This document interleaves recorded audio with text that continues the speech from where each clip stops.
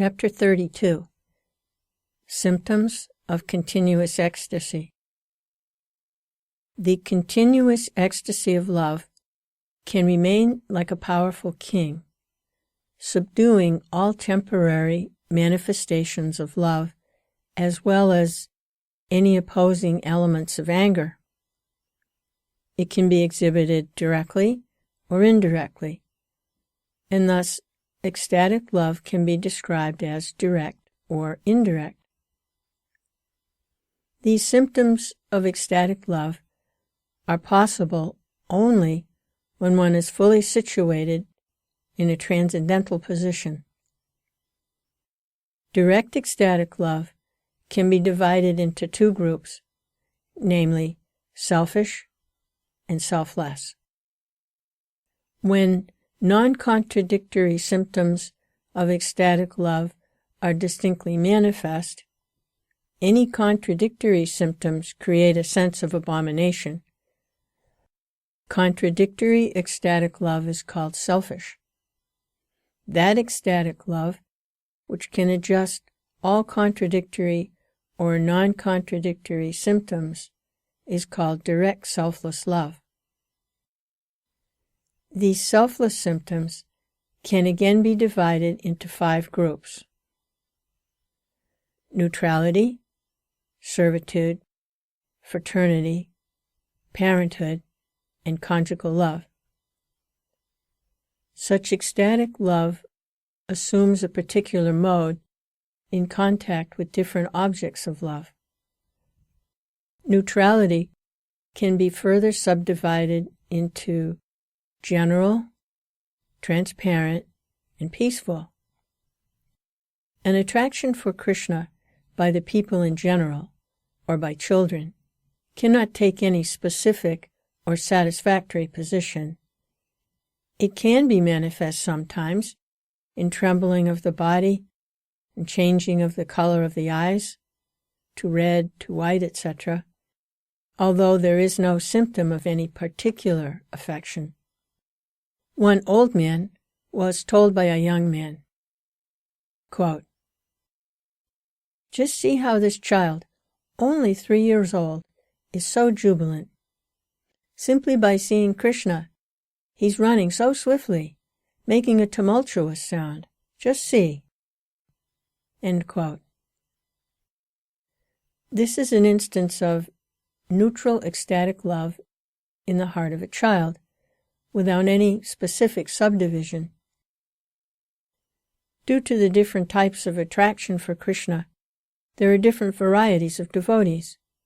Their symptoms are manifested transparently, just like jewels. It is said that a great devotee Brahmin would sometimes address the Supreme Personality of Godhead as Master, and sometimes he would joke with the Lord using different kinds of familiar words. Sometimes he would protect the Lord with a filial affection, and sometimes he would cry out to the Lord, addressing him as his beloved. Sometimes he would meditate on the Lord as the Supersoul. This means that the Brahmin expressed his ecstatic loving symptoms in different ways at different times. But in each instance, because of ecstatic love, the Brahmin merged himself in the ocean of happiness and became situated in pure love. Thus he was a transparent medium, like a jewel that shows reality in varying colors according to its own nature. Another devotee once exclaimed, quote, "When the great sage Narada was glorifying the pastimes of the Lord with his Veena, the 4 Kumaras, headed by Shaunaka, although merged in the impersonal conception of Brahman, were trembling all over." Another devotee once exclaimed, quote, "Although I can achieve liberation simply by serving the devotees, my mind is still very much anxious to see the Supreme Personality of Godhead, whose bodily complexion is just like a dark cloud." End quote. When a devotee is so anxious to contact the Supreme Personality of Godhead, that can also be accepted as a symptom of neutral love.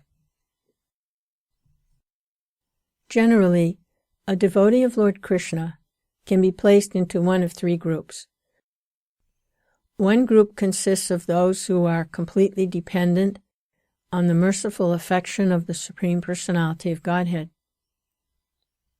Another group consists of devotees who are dealing with Krishna on friendly terms.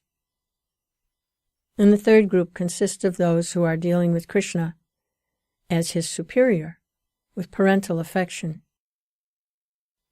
These three classes of devotees generally develop different relationships of transcendental mellow with the personality of Godhead. When the attraction for Krishna is based only on one particular humor, that is called kevala, or pure state. One in this pure state of devotional service gradually develops the desire to follow in the footsteps of an eternal associate of Krishna.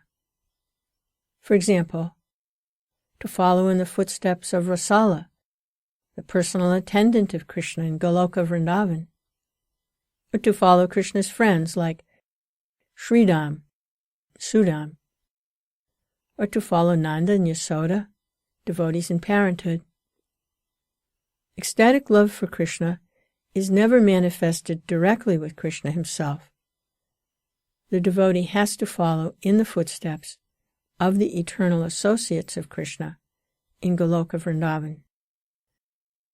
When transcendental humors in relationship with Krishna become mixed, for example, when the relationships with Krishna in friendship, servitorship, and parental love become mixed together, the result is called mixed humor or flavor. Such mixed transcendental flavors are manifested by such devotees as Uddhava, Bhima, and Mukara, the personal attendant of Mother Yasoda. Although devotional humors are sometimes found in mixtures, a particular humor is always found to be a prominent and consistent factor.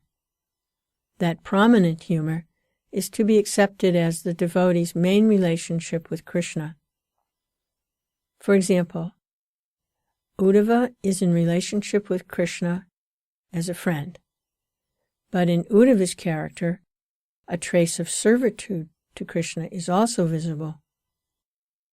Such friendship is called friendship in reverence.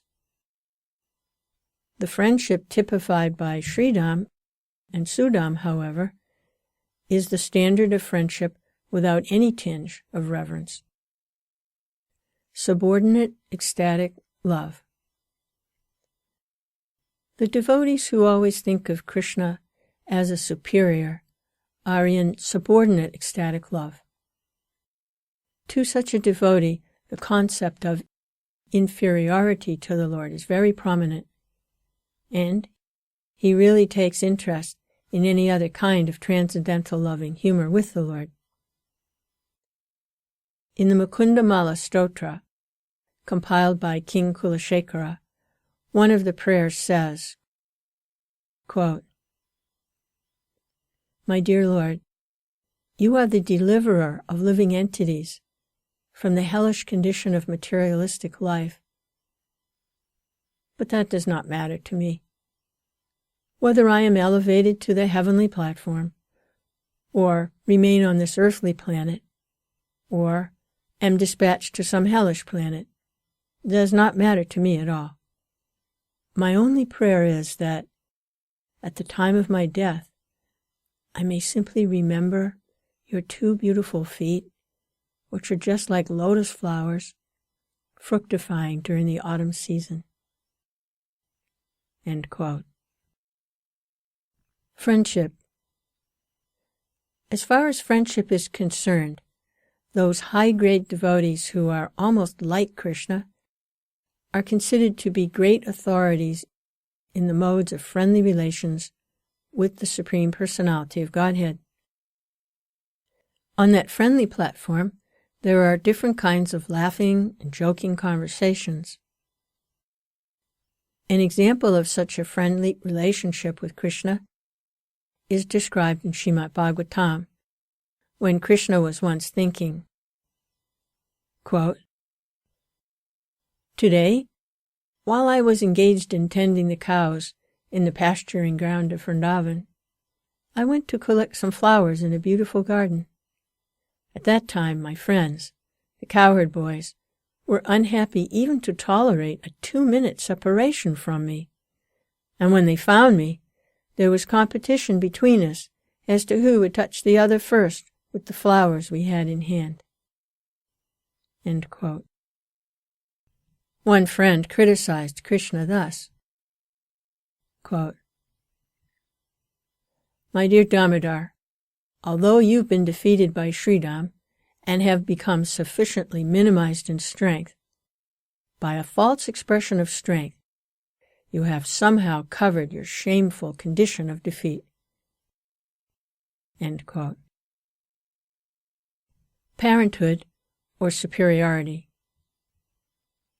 When Mother Yasoda heard that Krishna's cows were being forcibly moved by the strong servants of Kamsa, and that the tender cowherd boys were trying to protect their cows, she began to think, quote, "How can I protect these poor boys from the invasion of Kamsa's servants?" End quote. This is an instance of a superior attitude in a devotee. As soon as Mother Yasoda found her son Krsna returning from the pasturing ground, she immediately began to pat him, touching her fingers to the cheeks of the Lord.